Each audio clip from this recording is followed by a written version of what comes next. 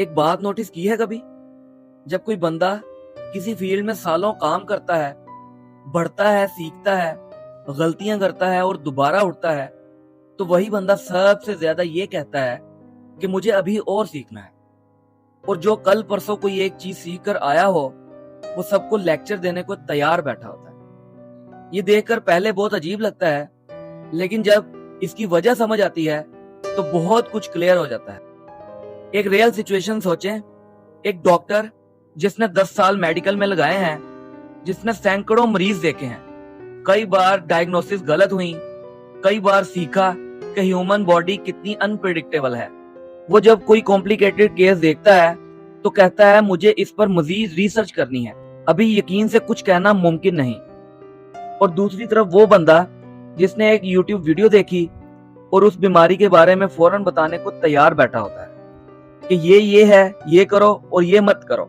बाहर से देखें तो डॉक्टर हेजिटेट लग रहा है और यूट्यूब वाला बंदा बहुत कॉन्फिडेंट लग रहा है। डॉक्टर को पता है कि मेडिसिन कितनी वास्ट है, कितनी एक्सेप्शंस हैं, कितनी चीजें अभी साइंस के लिए भी अनक्लियर हैं, इसलिए वो रुकता है। और दूसरी तरफ यूट्यूब वीडियो वाले को ये पता ही नहीं, इसलिए वो बेफिक्री से बोल देता है।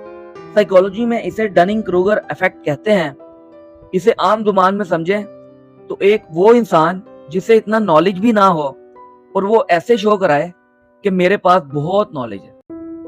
1999 में कॉर्नेल यूनिवर्सिटी के 2 रिसर्चर्स ने यह स्टडी की।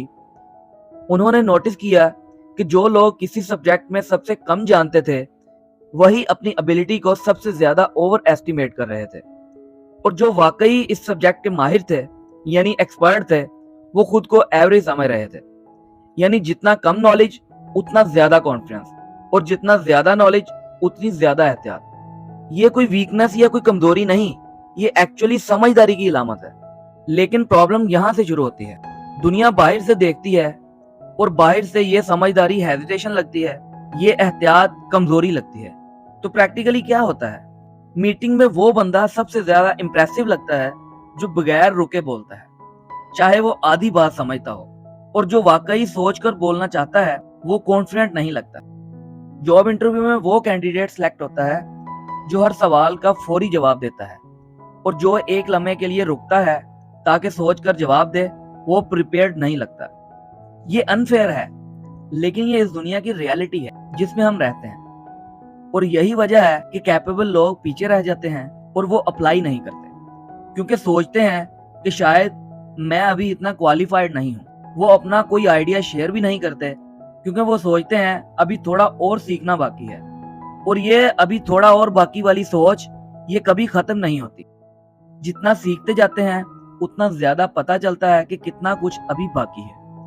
ये एक ऐसा सर्कल है जिससे बाहर निकलने का सिर्फ एक ही तरीका है, एक्शन लेना, चाहे मुकम्मल तैयारी है या नहीं। लेकिन एक बात समझनी जरूरी है, सेल्फ डाउट को कंप्लीटली खत्म करना नामुमकिन है, और इसको खत्म करना जरूरी भी नहीं।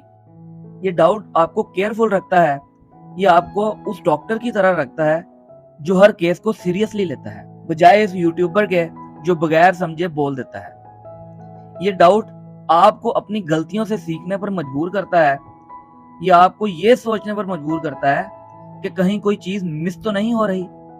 ये क्वालिटीज किसी भी काम में आपको बेहतर बना सकती हैं। फर्क सिर्फ ये है कि डाउट को अपना गाइड बनाएं, ना कि अपना गार्ड। गाइड वो होता है जो रास्ते में साथ चले और बताए कि यहाँ संभल कर चलो, ये पार्ट मुश्किल है, यहाँ ज्यादा तैयारी करो। और गार्ड वो होता है जो दरवाजे पर खड़ा हो और कहे अंदर मत जाओ, अभी तैयार नहीं हो। जब सेल्फ डाउट कहे कि इस टॉपिक पर मजीद रिसर्च करो, ये गाइड है। और जब सेल्फ डाउट कहे कि तुम कभी इतने अच्छे नहीं होगे कि ये कर सको, ये गार्ड है। उसे वहीं छोड़ दें और आगे बढ़ें।